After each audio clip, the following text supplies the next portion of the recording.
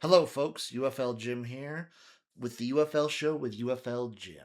Today, we're talking to investigator Jim, who has been deep undercover, looking in to what exactly Mike Repole is up to regarding the United Football League. Let's go. It's the UFL show with UFL Jim, your one-stop shop for all things United Football League. We have a sexual tension, we have the heat, we have the power, we have the news. It's all here on the UFL show with UFL Jim. All right, folks, before we bring the man of the hour on, I do have one last clip to show. He did send me something of an update last I heard, which was a few days ago. So let's see what he sent to me personally.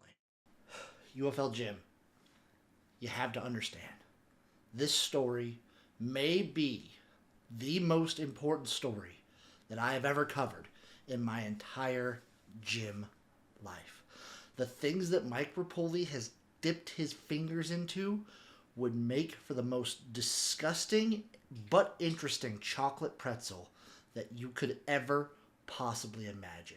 We're talking politics, we're talking world economics, we're talking dark money, we're talking potential extraterrestrials. I am uncovering it all, and I cannot wait to give to you and the people the real truth about one Mr. Mike Repole. Powerful stuff, folks. Powerful stuff. Without further ado, the man of the hour, Investigator Jim, tell us the truth about Mike Repole.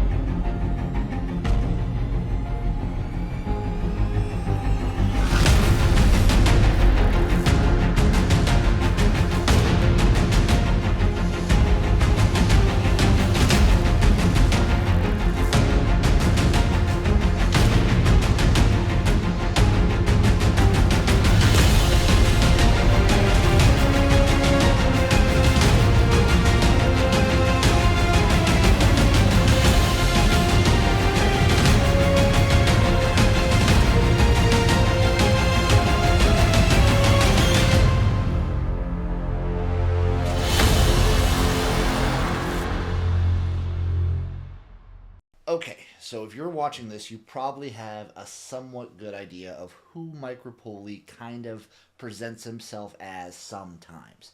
He likes horses, he's a business mogul, he was with Vitamin Water, Body Armor, he's barstool-ish.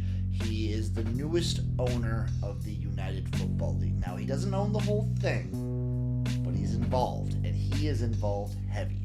A lot of fans have shown great appreciation for him getting involved. Some fan bases have not. Just talk to the Michigan Panthers, talk to the Memphis Showboats, talk to the San Antonio Brahmas. It's been kind of rough for those guys, but he's done some good, he's done some bad, but that's not really what I'm here for. We're here to dig deeper. Who really is Mike Repole? It's a question a lot of people have. He kind of came into this league, to this United Football League, this United Front, and started shaking things up. And it leaves a lot of people with a lot of questions. So, without further ado, let's just jump right in. So, a few facts from Mike Repole himself, what he wants for the United Football League, and kind of my initial grasp of him. So, he talked about the UFL as a developmental league, trying to get it more in partnership, more lockstep with the NFL.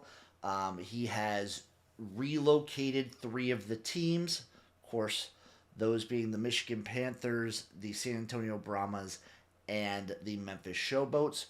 The 3 new markets are, of course, the Columbus Aviators, the Louisville Kings, and the Orlando Storm. We still don't know what's going on in the whole situation with the teams that were versus the teams that are, and of course the rebranding of the Arlington Renegades back to the Dallas Renegades and the Houston Roughnecks back to the Houston Gamblers. He tweets at fans a lot. He's very responsive. He's very active online. He's very interactive with a lot of the fan base. He is a marketing whiz. He was great with Body Armor. He's great with Noble. He's been doing a whole bunch of things like that. So people were worried about marketing. He's a marketing guy. He wants to make things local. He wants to make things affordable, and he's pushing really small venues that look packed on TV. He's very pushy on the it has to look good. It has to look like there's a lot of people at the games on TV. What else about him? He's 56 years old. He was born in 1969. He is Italian. He loves horses, and he's founded a bunch of companies. This got me thinking, and when I get to thinking, things get crazy. So like I said, Mike Repole, born in 1969. That is the same year, of course, as we all know, as the moon landing. Correlating, of course, with what I've said before, that the United Football League's end goal is an alien football league. Intergalactic football uniting us all. He was born, of course, the day after President Nixon was sworn into office. Nixon, of course, famously, he was well known to get the United States relationship with China back after a rocky couple of decades there. So maybe we'll see a great leap forward in the United Football League. Potentially positive, also potentially derogatory, however you want to take that. And then, of course, when you're talking President Nixon, you have to talk Watergate. When did Watergate happen? 1972. Exactly 10 years before the start of the United States Football League, the USFL. Many would say the premier spring football league of a lifetime. Maybe if Nixon didn't get caught, we would have seen the USFL sooner. And maybe what they uncovered, really, in Watergate, was the plans for a spring football league to physically, mentally, spiritually take down the NFL, who is still not nearly what it is today. Still gettable, so to speak. What else about Mike? He owned Vitamin Water. He loves horses. You combine those two things together, of course, they have been feeding us horse electrolytes for years. How do you think Vitamin Water and Body Armor got so big and are so filling and so giving of energy? They are filled to the brim with horse electrolytes because this was the biggest thing that I found. Mike Repole has been secretly trying through all of his companies, through every step he's made, Repole Stables, Vitamin Water, Body Armor, selling those off to Coke for big money, and of course finally investing and getting involved with the United Football League, are all building up to the point of a human-horse hybrid slave army under Mike Repole, with which he can control the world. He will be controlling horse racing.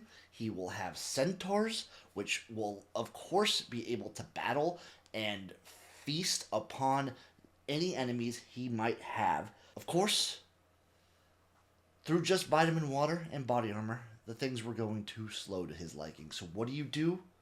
You get involved with a football league.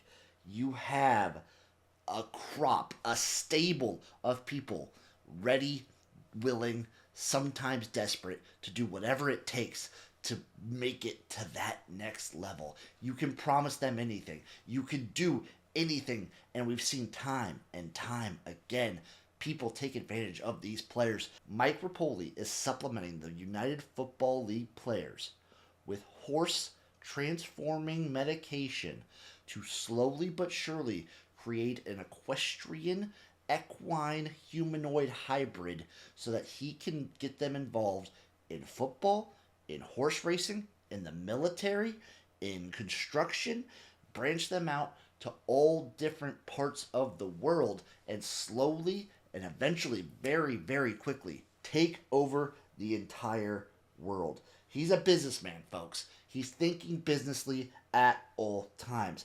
Equisapiens are the future that Mike Repole wants for you, your family's family, and your family's children's family. So make sure you watch out.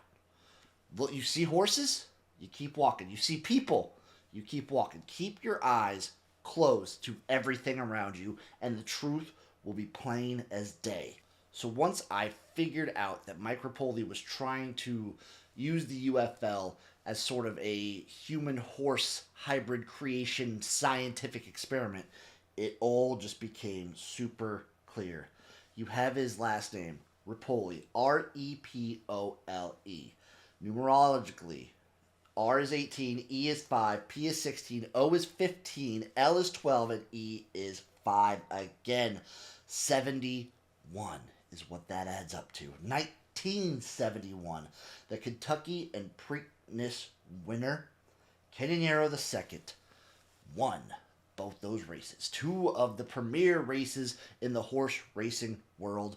That horse, of course, was from Venezuela. And man, there's a lot going on in Venezuela right now.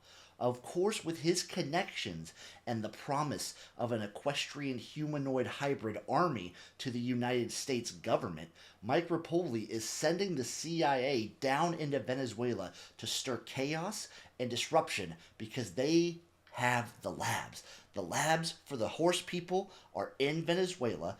Mike was uncovered. He saw me coming. He's trying to spread chaos and ruin Venezuela so they can secretly and subtly destroy those labs. Move those labs, of course, into the United States. Every UFL facility will house a scientific laboratory underneath. That's what's taking them so long on all these other notifications. That's what's making them so slow to update us with information. And that's why the tickets are so cheap again. Because it's all about the experiments going on underneath the venues. He explained that he wants hungry players. He wants young players. He doesn't want the old guys in there because it's harder for the transformation. You can't turn an old guy into a half human, half horse and expect him to live that long. You'll have to put him down too quick. You want the young bloods who are hungry, who have drive, who have passion, who are desperate. You want those people so that you can take them, turn them into horses, and ride them into the sunset. There are going to be 16 teams by the mid-2030s, according to what Mike Repole has said. 2 teams every couple of years. That will create a gigantic stable of possible people to go from. You're having 40, 50 players on a roster. If you could just take half of those players from 16 teams, you will have 2,082 horse-human hybrids by the year 2042. It's just insane that he's just putting this out there.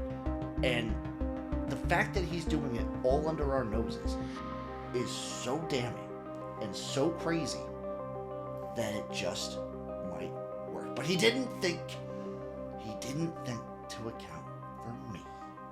So, my question to you, Mike Repole, are you really looking out for the best interest of spring football, for the fans, for the players, for the entertainment?